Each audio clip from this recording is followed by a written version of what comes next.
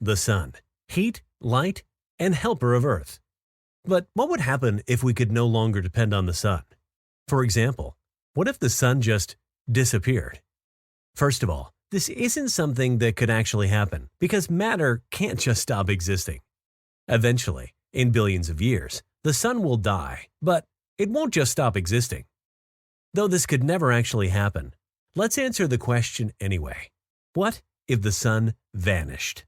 As soon as the sun vanished, we wouldn't actually notice for 8 minutes and 20 seconds because that's how long it takes for light to come from the sun into your eyes on Earth. Side note, this actually means that whenever you look at the sun, you are actually seeing the sun from 8 minutes and 20 seconds ago.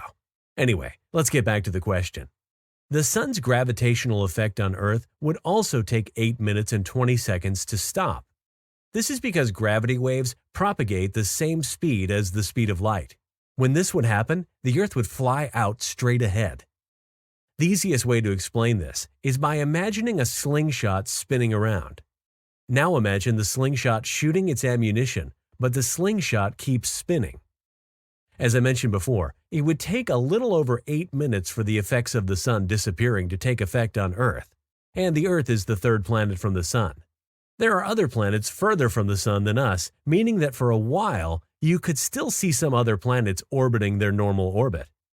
Mercury's orbit would be the first to be disrupted, then Venus, then Earth, then Mars, and so on. Interestingly, it would actually take Neptune roughly 8 years for its orbit to be slightly disrupted, and another 4 years for it to start traveling away from the sun. This is because Neptune is so far away from the sun. Now, let's talk about what would happen to temperature. The average temperature on Earth's surface is 12.7 degrees centigrade or 54.86 Fahrenheit, or at least it's estimated to be in 2026. So, if the sun vanished in 2026, in 2027, the temperature would go down to 11.4 centigrade, but it would only take 7 months more for the temperature to go down to 0 degrees centigrade. By 2030, the temperature would be down to minus 38 centigrade.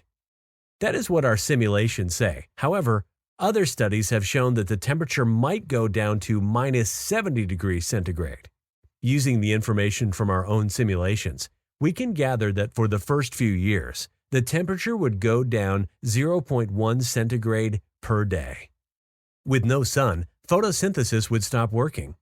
Plants would stop growing except for very large plants. This is because they have enough sugars inside them to use instead. Their sugar would eventually run out within 1 to 2 years. This would also mean that we wouldn't have a source of oxygen because plants exhale oxygen.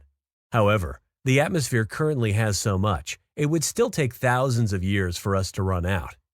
However, the plants wouldn't be so lucky. Because of this, looting would start where people would be trying to get as much food as they can. With the heat decreasing rapidly, we would have to find geothermal places to act as safe havens.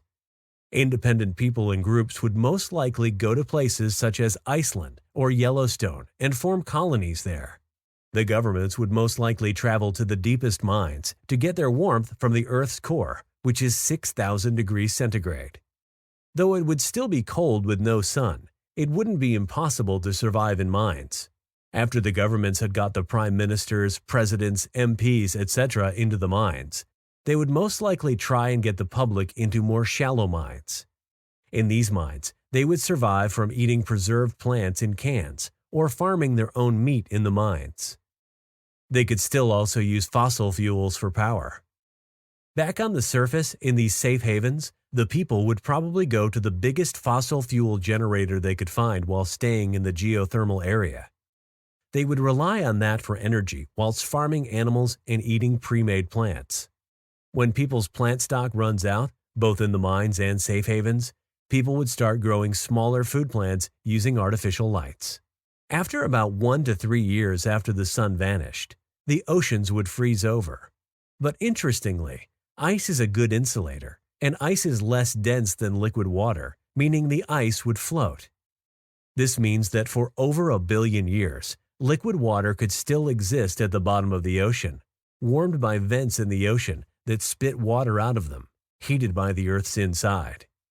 This would mean that microbes and other extremophiles that live at the bottom of the ocean near these vents would live as normal, not knowing the sun was gone and not knowing the sun had ever existed. 10 to 20 years after the sun vanished, things would start to get wet, not with water, but with liquid air. The air would become cold enough to form dew and/or clouds. Earth would effectively become a spaceship transporting humans across the universe and possibly might just get caught in the orbit of another sun.